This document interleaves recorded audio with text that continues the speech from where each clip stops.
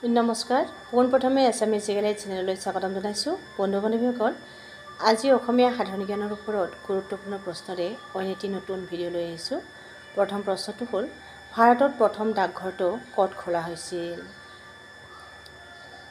ইয়াৰ এনসাৰটো হ'ল option A Kolkata ভাৰতৰ প্ৰথম ডাকঘৰটো কলকাতাত খোলা হৈছিল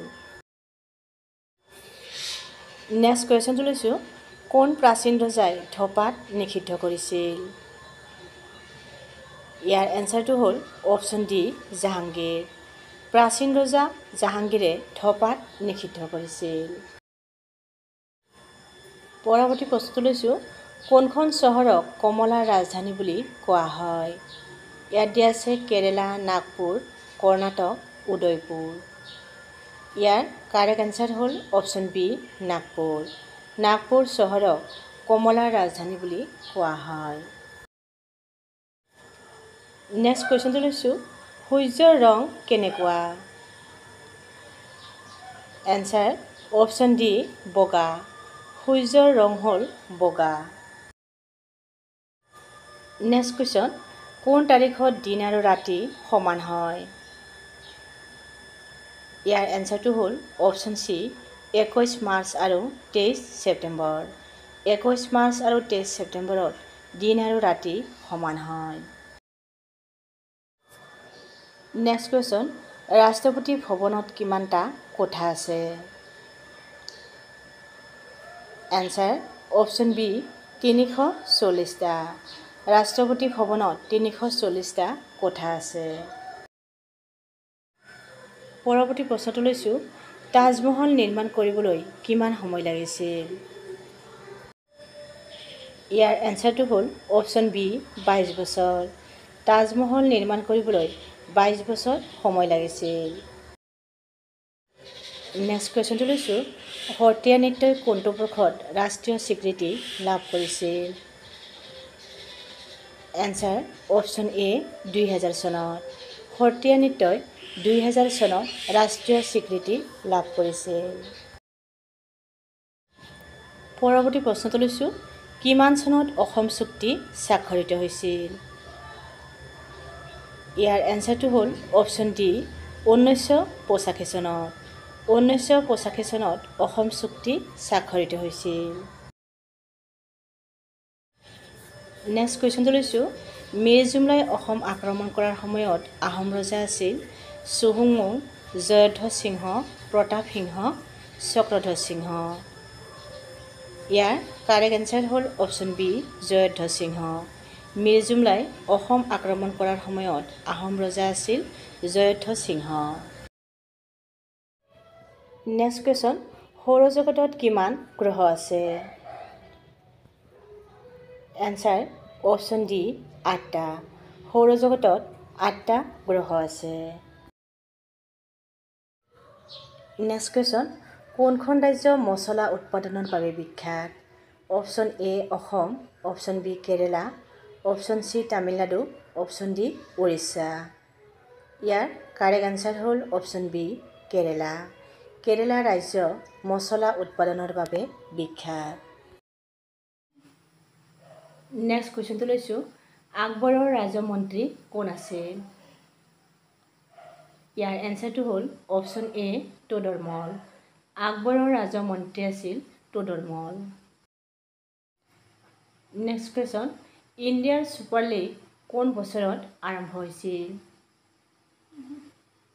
এনসাৰ অপশ্যন এ 2013 চনত 2013 চনত ইণ্ডিয়ান ছুপাৰ লীগ আৰম্ভ হৈছিল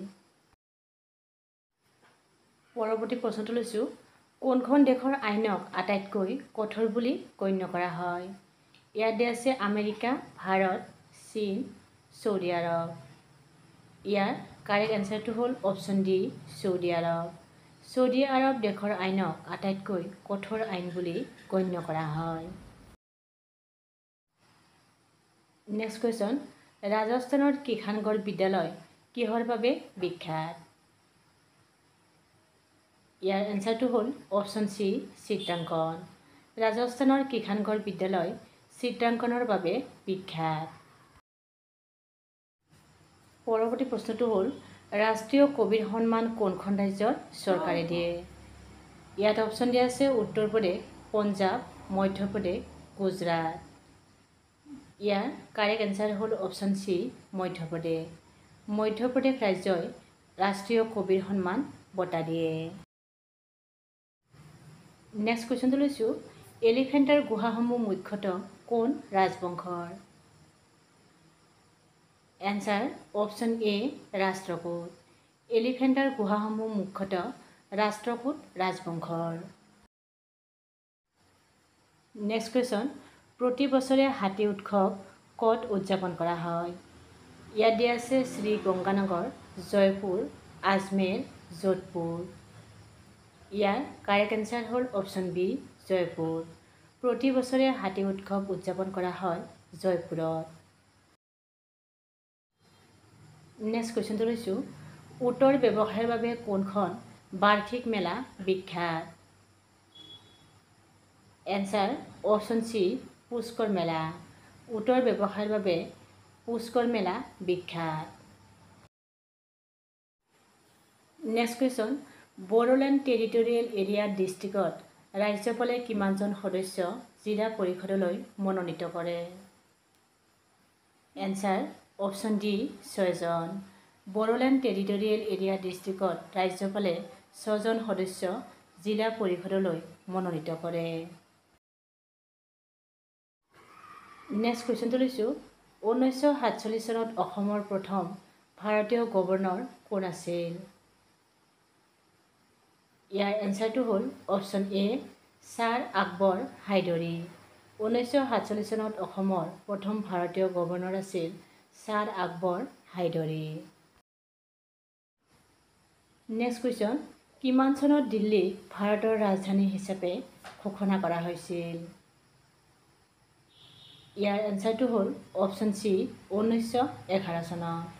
1911 চনত দিল্লী ভাৰতৰ ৰাজধানী হিচাপে ঘোষণা কৰা হৈছিল। নেক্সট কুৱেশ্যনটো লৈছোঁ, অসম বিধানসভাৰ মুঠ আসনৰ সংখ্যা কিমান? ইয়াৰ এনচাৰটো হ'ল অপশ্যন চি, 126খন। অসম বিধানসভাৰ মুঠ আসনৰ সংখ্যা হ'ল 126খন। লাষ্ট কুৱেশ্যনটো লৈছোঁ, নৰনাৰায়ণৰ ভাতৃ সেনাপতি চিলাৰায়ৰ আচল নাম কি? ইয়াত দিয়া আছে শুক্লধ্বজ, চক্ৰধ্বজ, নীলোধ্বজ, চুহুংমুং। ইয়াৰ কাৰেক্ট এনচাৰ হ'ল অপশ্যন এ, শুক্লধ্বজ। নৰনাৰায়ণৰ ভাতৃ সেনাপতি চিলাৰায়ৰ আচল নাম হ'ল শুক্লধ্বজ। যদি ভিডিঅ'টোৰ পৰা উপকৃত হোৱা বুলি ভাবে তেতিয়াহ'লে লাইক কমেণ্ট কৰাৰ লগতে আমাৰ চেনেলটো যদি নতুনকৈ আহিছে তেতিয়াহ'লে ছাবস্ক্ৰাইব কৰিবলৈ যেন নাপাহৰে। আৰু যিসকলে ছাবস্ক্ৰাইব কৰিছে তেওঁলোকলৈ অশেষ ধন্যবাদ।